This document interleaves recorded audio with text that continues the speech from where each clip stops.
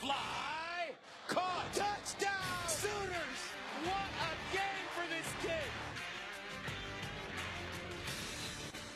Baker Mayfield has looked like the best player in the country this season, and now some very early NFL mock drafts have him as a first-round pick. Joel Klatt is back with us.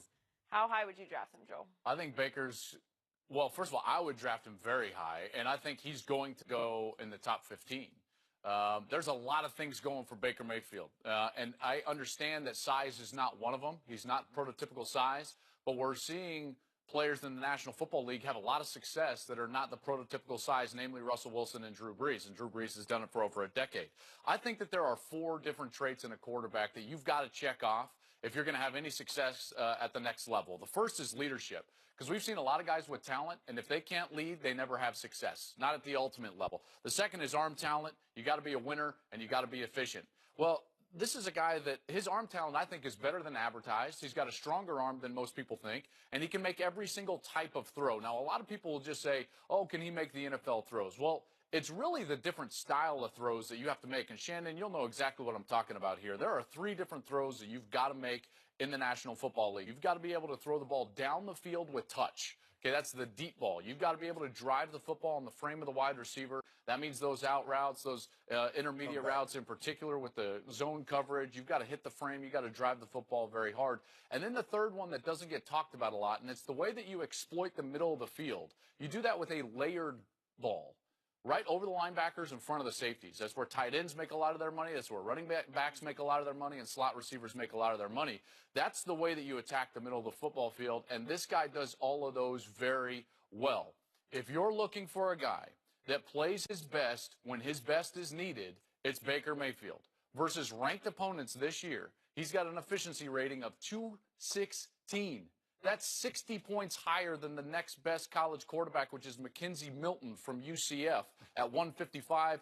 Third on that list is Sam Darnold at 153.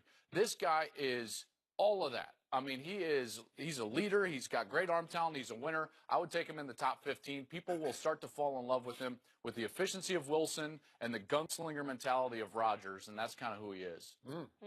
I think the thing is that you're going to have to go back and look at a lot more tape. You don't want to make a rash judgment, especially on this position, because you make a mistake on this position, he sets your franchise back about 3 years. I hope they're not falling in love, and I'm going to take you at your word. They list him at 6'1", which means he's somewhere He's not around. quite. He's quite. probably around 5'11", maybe 6 foot tall. So I think Drew Brees is probably 5'11". Russell Wilson probably 5'10 and a half, 5'11". Got no problem. I've been next to Drew. I think he's 6 feet. You give him 6? Yes, I do. But, Skip, the thing is, for me, I'm also leery of guys that, coming out of the Big 12, that all they do is throw the ball from the spread offense. In college, guys are open. In the NFL, the quarterback must throw you over. Yep. That's the major difference, and that's what you see. The anticipatory throws that you have to make in order to be successful. Can he make those on a consistent basis? If he's what you say is, a lot of people are going to go back and look at a lot more tape. I don't have a problem with he's going to be 23 at the time he comes out. Most of these guys that are very good, they come out at the age of 20, 21. That's what we're seeing at college now as far as coming into the NFL for the quarterback position. I'm going to take your word for it. You think he should be a high pick? I say he slides maybe somewhere around later in the first round, maybe even high second round. But he's probably going to win the Heisman this year. That'll carry some weight. They're probably going to get an opportunity in the college playoffs. So you'll get, maybe he's going to have a Deshaun Watson, but you saw Deshaun Watson do it over an extended period of time. You saw at the highest level. Well, I mean, Baker's finished in the top 5 now 2 straight years in the Heisman. He's probably going to win it this year. I mean, he's done it there's a big sample size for this kid right now. Deshaun Watson could have done absolutely nothing. The 2 games that he had against Alabama should have made him the #1 overall pick. If you can do that to Nick Saban on the biggest stage twice, back-to-back years. No doubt. Gotcha. I'm good. So, I was born and raised a University of Oklahoma football fan. So Yes, you you can were. say I'm not objective, but go back and check the tape because I never liked Sam Bradford. I was down on him from the start. I watched every snap he took, and I said, I don't love him in pro football. And he went #1 overall, and he got, $50 million guaranteed? Yep. No. We just talked about him in a previous segment on this show. He's like a scarecrow. He's fragile, mentally, physically. I just never loved him, but he can throw darts, man, if you protect him and give him some time.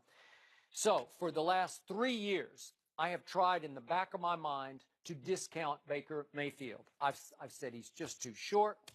He's too much of a risk taker, and he doesn't have quite enough arm for pro football. And I got to tell you, I've obviously watched every game this year, and he has flat out won me over. I am seeing a franchise National Football League quarterback because I'm seeing the whole package. And by the way, will the Broncos? They're going to have a first there's a round lot of, pick, and right? you know what? There's that little Elway to him because he's got the pigeon toes and the shotgun. Remember how John lined up with those pigeon toes? There's a little, like a miniature Elway to him. Okay, how about this? Let me, before you go, do you think he has more upside than Patrick Mahomes, who went number 10, who Kansas City traded up to go 10 and get? Is he? Well, see, Patrick's pure talent was better than Baker's, and that's what people fell in love with, right? Just pure.